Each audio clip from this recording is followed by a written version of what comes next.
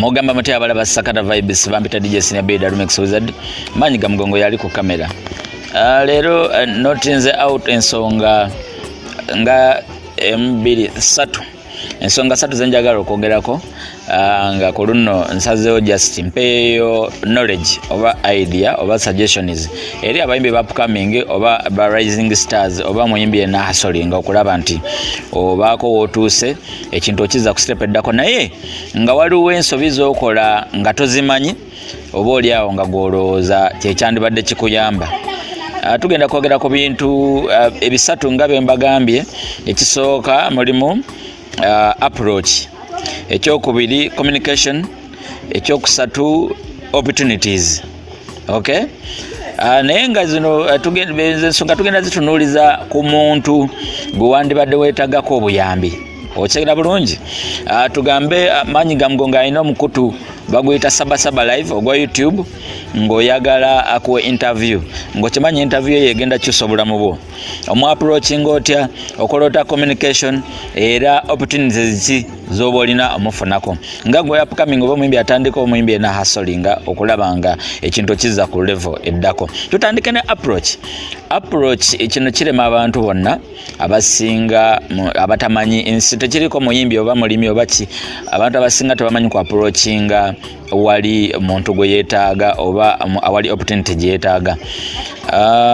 For example ngenda kozesa Manya but not in a bad cause, it's for good cause. Ne kanga kozese gayinza sound kulaba nga muyinza olaba banga agogeddeko kibi but not for bad cause. Amanya, for example, I was approached earlier last year 2019. I was approached by a lady anyway sibawola omulenzi oba ye Raj omuwala oba ye Ziras and Raj yajja mu inbox yange. Anyway, oyo kamuleke because bigambo byakozesa si birungi, but let me go direct to the point. Omuyimbi yenna bw'obanga approaching omuntu just assume nti takumanyi. Ekyo kye kisookera ddala. Assume nti omuntu oyo takumanyi. Mukola ensobi zino wammanga ofuna enamba y'oyo omuntu, for example ofunye enamba ya Dj.Senior'B omutuuze n'olowooza nti omusindikidde ka WhatsApp ka message ku WhatsApp ndi hi naye nakuddamu nti hi n'olowooza kati mufuuse ba mikwano mumaze mwenna emyaka gyonna. Kikyamu okulowooza bwe kityo. All the time assume nti omuntu oyo takumanyi.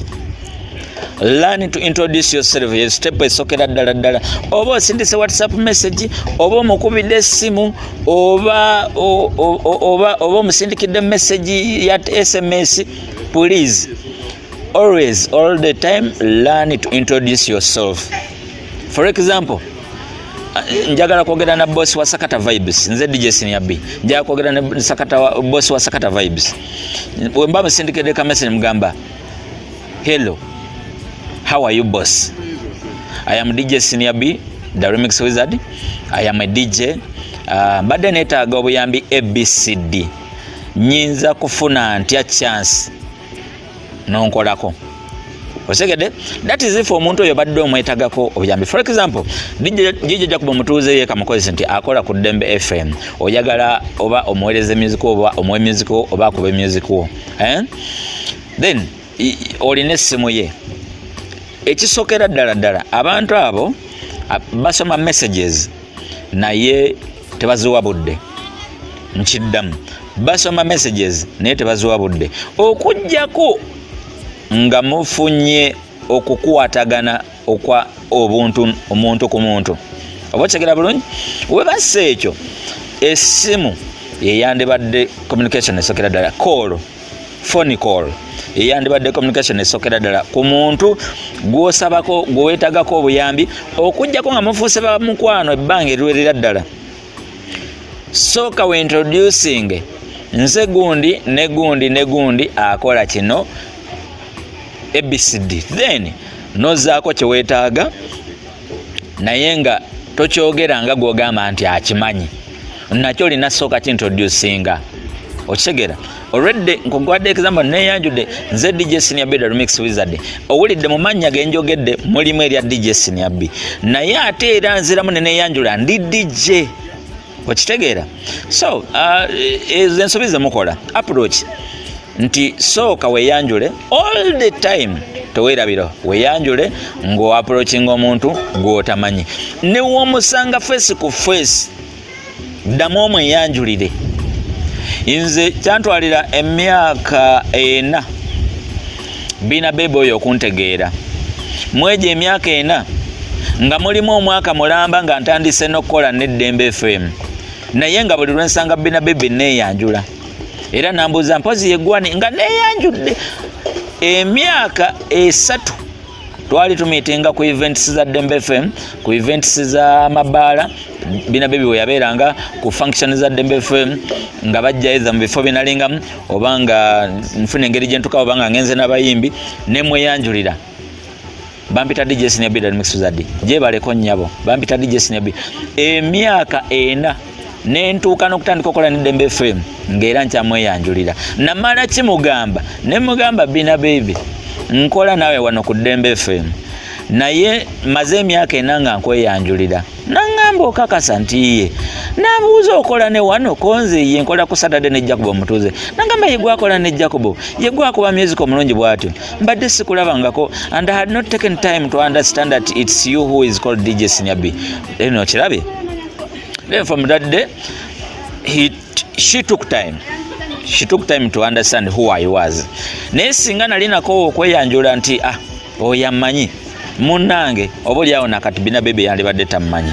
Osegeera nti tokoowa kweyanjulira muntu approach tokoowa kweyanjulira muntu tokoowa kwanjula kyokola eri muntu oyo all the time tokoowa kwanjula kyokola tokoowa kweyanjulira muntu all the time okisegera bulungi then ensobi ya upcoming abasiga gye mbadde mukola oba abayimbi abajja gye mbadde mukola oba omuyimbi yenna oba omuntu yenna kino solo kuchapulayinga ku any company any business any industry any fraternity any environment all the time learn to introduce yourself okisegera unless ng'okoze nnyo okutuukamu eyo capacity gye baintroducinga osegera botuka meyo capacity gye introducing then all well good to go okay point endala wagazi naye mbadde njagala kubawa hint mumanye ensobi ze mukola omanye ekyoyinza okuzzaako okay point endala ya communication nagambye wali mu approach tosindikira muntu WhatsApp message nolowooza nti nno omaze okwogera naye osegera communication tolina reason lwaki onsindikira WhatsApp message nga eyogera obanga kati nganze kaneyogereko nganze nze tosobola kunsindikira hayi ng'oli musajja ddala oli musajja onsindikira otya hayi kati nkuddemu ntya ddala okitegeera bulungi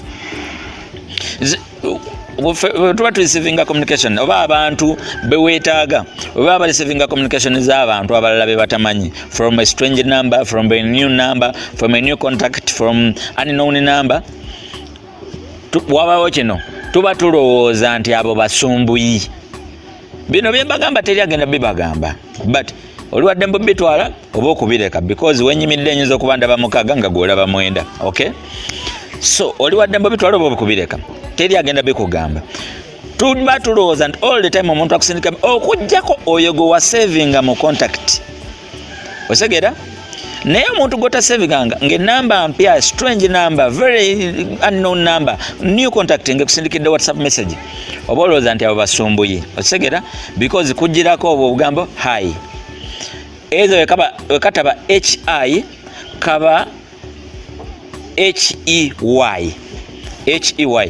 kati ndabira ddala that is a very girlish language when you're communicating to a person you need help from to be serious it's very girlish it's childish it's kiddish no I mean leko omukazi asindika ebyo it's fine naye ogwo omusajja otandika otya mbu hi osegeera then mulina eno mentality mbu omuntu bw'omusindikira hi n'atakuddamu mbw abatajja kulaba messages munnange fe hayi tuzireka ku bulutiki hayi ze musindika tuzireka ku bulutiki kyolina okola kiri bwe kiti tandika ne point tuukira ku point nti hello kyekigambo ekyalibadde kisooka hello as in HELLO hello then womala hello introduce yourself. I am so and so and so. Ndi wano mu inbox yo for ABCD business or ABCD reason or point or ABCD I need your service in ABCD situation, ABCD something. Ochegera? Then awo omuntu bwasoma approach yo communication gyokozeseza the communication language gyokozeseza kimuyamba okumanya either ana providing time gyoli oba nedda. Okitegeera? Bw'oba tokoze ekyo then bwe bogenda okunyigira ogambe gundi musindikira message tanzira mu gundi musindikira message yeeraga gundi musindikira message balooza bamalayo otandika ate okuyomba gwe mwennyini wetaddemu fear oli musajja ocommunicatinga nga bakazi eyo fear ogyezimbyemu. Okitegeera? You have a name. Abamu bajja oli muyimbi. Yes, kirungi nnyo kuba fani wa Dj.Senior'B kubanga Senior'B akubira bulungi abo obuyimba mixinga bulungi. Nawe muli mu mind ogamba wali agadde akayimbako kabeere mu ezo mix Dj.Senior'B zakuba oba Dj.Senior'B akakukubireko kubanga ina platform. Osigera? Naye Senior'B takumanyi. Senior'B takumanyi. Takumanyi. Weyanjule n'obubaka bw'oyagala okwogera naye. Osigera? Abamulooza nti omuntu olina kusooka kumusindikira zi hey hi good morning good afternoon nti naatuka time naakumanya kikyamu. Osindikidde omuntu ndi muyimbi. Abamu mukola bwe muti okwata bukwasika audio WhatsApp audio n'okasindika n'osirika nga luyimba lwo munnaye osindise WhatsApp audio. My people, ekyo kintu kikyamu nnyo oba obuntu tubudisivinga all time. Ogenda okanyiga nga kaddakika 4 ne seconds 2 kaddakika 3 ne seconds 19 kaddakika 2 ne seconds 45 kaddakika 5 ogenda okanyigako bwoti nga bakugamba bannanga abali e Dubai mwabali UAE tubakubiriza korona Uganda taliyo. Ebyo bi message temutusindikira kasa. Saagala oluyimba lwo lugendere mu kavu yako nga tulowooza nti naawe bye bimu byosindise. Seek for consent. Saba olukusa okusindika ebintu byo mu inbox y'omuntu. Not just that nti oba tutya kugula bintu bitalina mugaso. Naye olira naye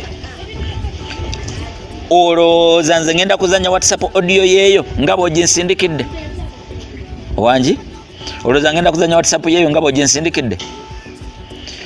Sindika information ekukwatako, information ekwata ku mulimu gwo oba ku service gy'okola.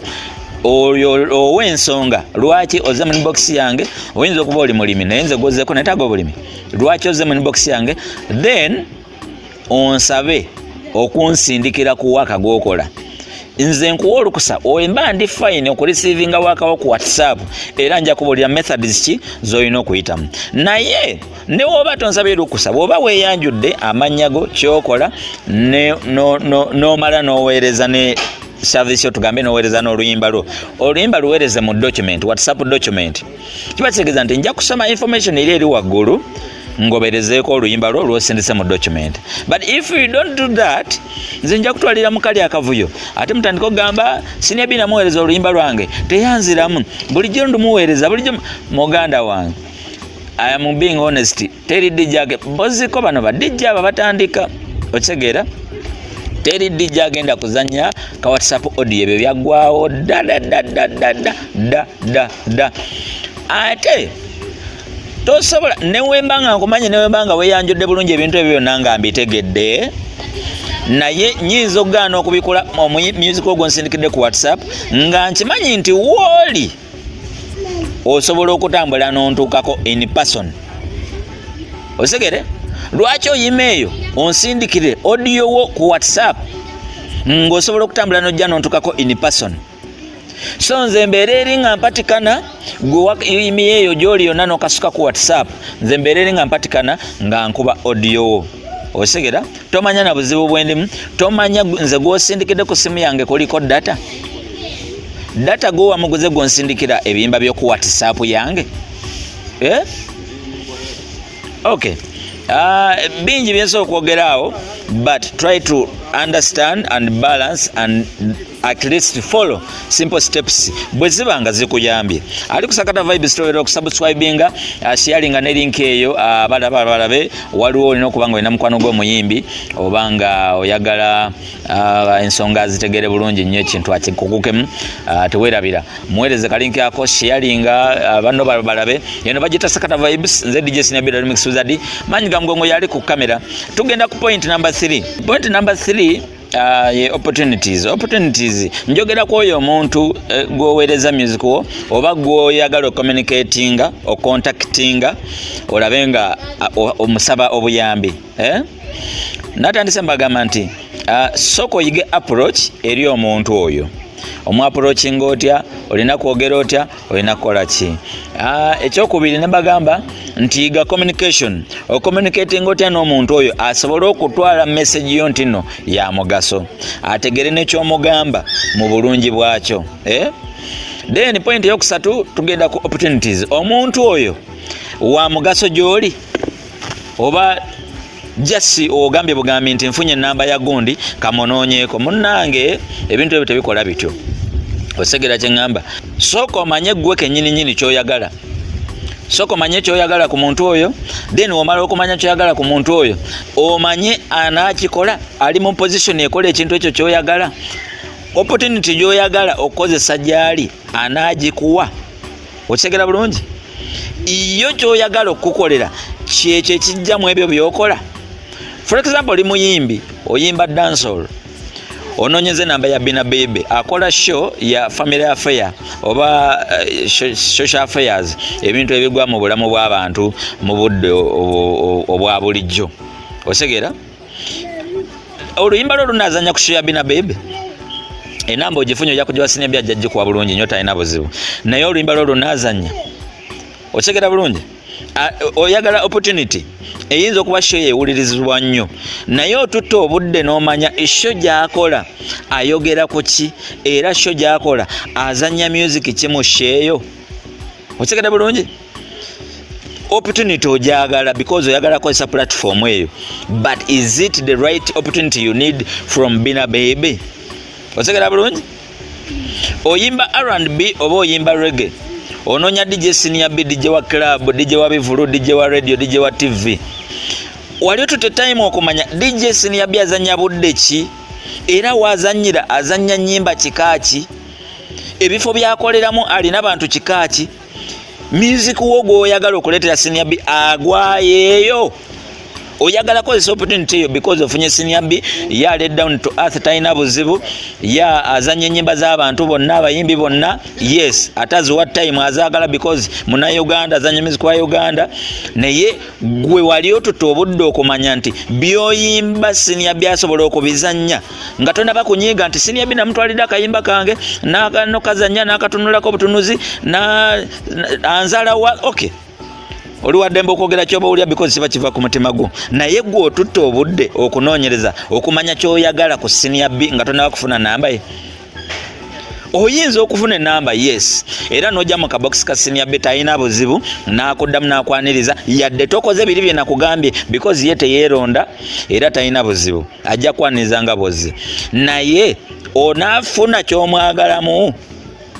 Opportunities soko onoonye weenoonye olyoka obanoonye.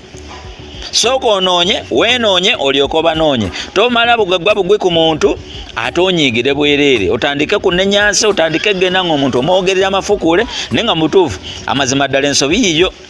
Osegera bulungi? Opportunities eri omuntu oyo. Osegera? Then bw'oba akoze biri steps ebbiri ze nasoose bagamba nga oli mu right direction eya service yo oba eya tugambe oba muyimbi eya music wo, you are good to go. continuing like that siku senior B yeka siku bina bebe yeka siku DJ Mutuze yeka siku kasuku yeka. Keep the cycle continuous. Otegera nti buli gwosanga. Step 1, learn to introduce yourself all the time.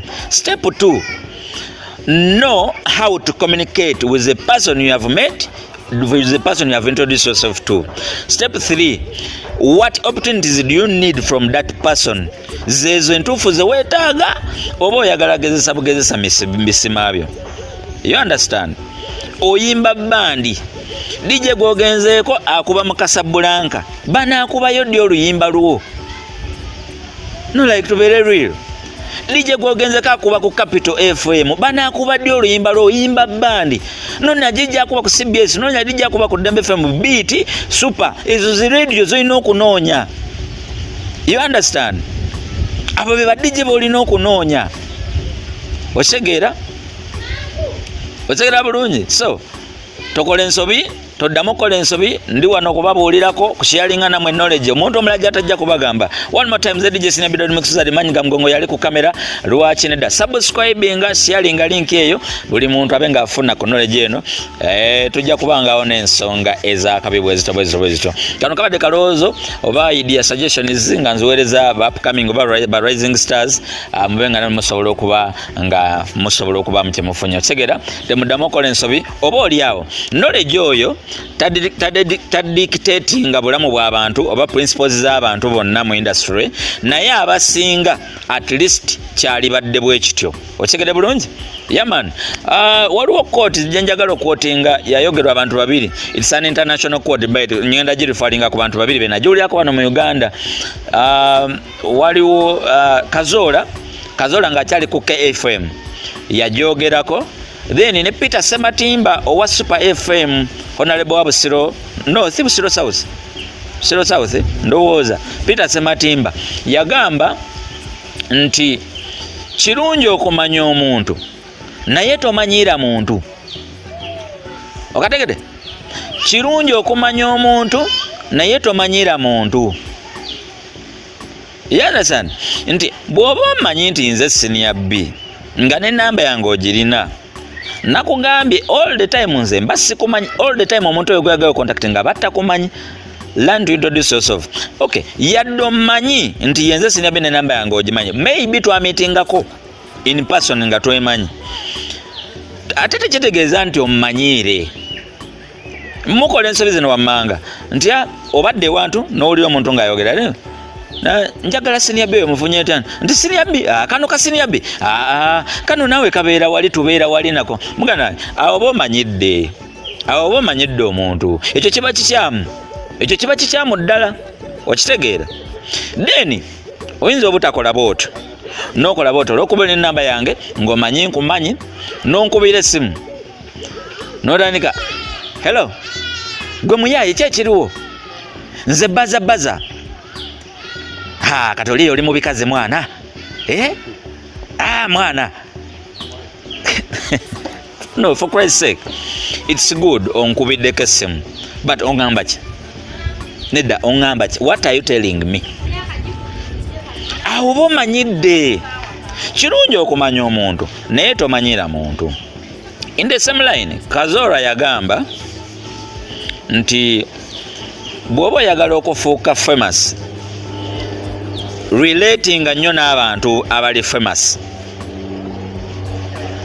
What do famous people do? In your small capacity, try to relate. Mu bwavu bo ba mu bwapukamiingi bo gezaako okwefaananyiriza ebintu abali famous bye bakola. Okitegera? Where do they go and hang? Bakiringawo abantu abakabi oba abantu abamanyifu oba batutumufu bakiringirawa.